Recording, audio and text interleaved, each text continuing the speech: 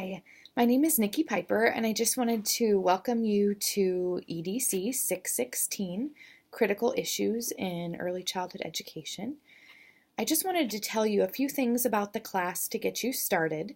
So first of all, the text we will be using, is the Taking Sides, Clashing Views in Early Childhood Education.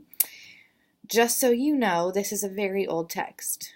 Okay, but I have not found anything that really covers as this many topics, and so we're going to use it.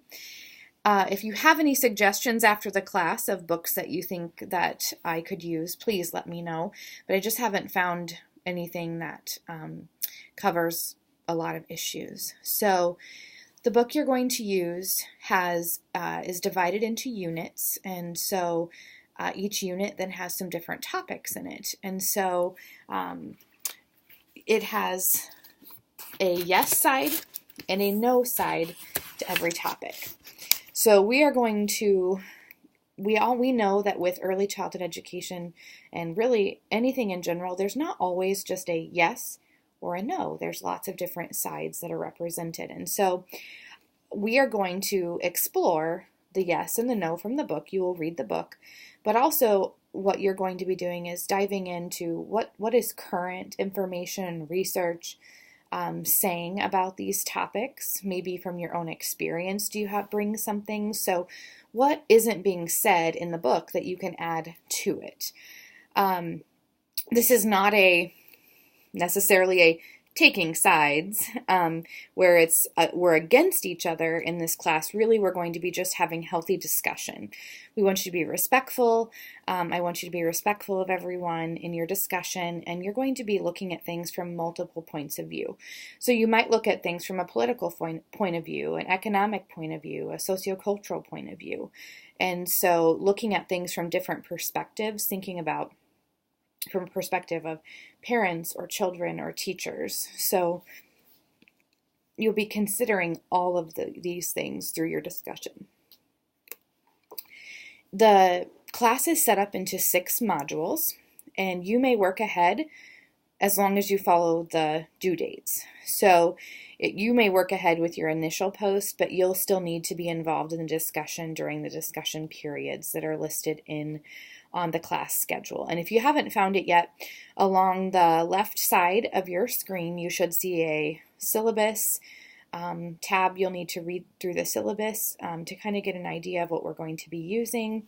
Also, the schedule is there as well. In each module, there should be links to everything that you need. Our introductions, we're going to meet everyone from the group, but then throughout the class, you're going to be working in a small group. And in the modules tab, I have given you your group assignments. That does not mean you're limited to only listening or responding just in your group, but that's mainly where you're going to be responding. Some people are curious about topics, so they'll go to another group and see what did they choose.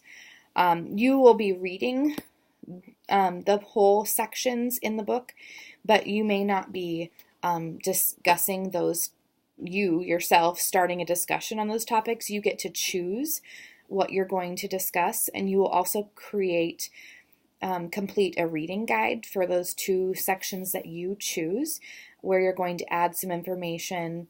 The discussion board is going to be used to gather resources. So if you've gone out to find news articles or research articles that have to do with the topic, you're going to put the links there so your group has access and the class has access. You will respond to everyone in your group during the response period, and I really want it to be a back and forth discussion, not just I'm going to respond to every single person one time in my group, but really it's a back and forth. Ask each other questions. Think about other perspectives to introduce.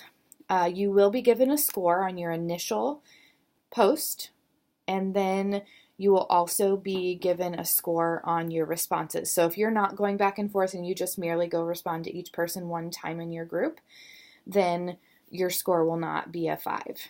So that's kind of the organization of the grading. Looking at my notes here. I do want you to be concise.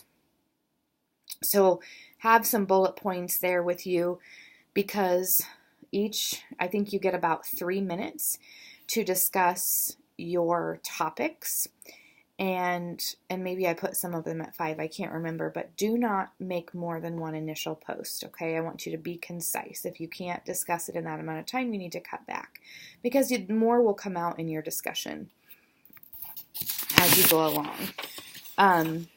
The reading guides, when you click on the assignment, there's either a PDF that you can use or you can I think I also put the Word document on there. It's your choice if you want to type, handwrite. It's up to you. Excuse me. I'm really excited. This class really has a lot of discussion, and I love that that what we're using is called Flipgrid. And I prefer to use it on my phone. You can choose to use it on your computer, whatever. But it's this little logo here, this app here, and when you open it, because I've already been to these classes on my phone, they show up here, but you'll search up here for the grid code, and then the password is in the syllabus, and I think it's just Doan with a capital D 123. So you'll search EDC 616. And then it will prompt you for the password, and then you'll see the topics that we have for the class. So let me know if at any point you have questions or concerns. I really look forward to getting to know you, and hopefully your perspective and your point of view is enriched through this class.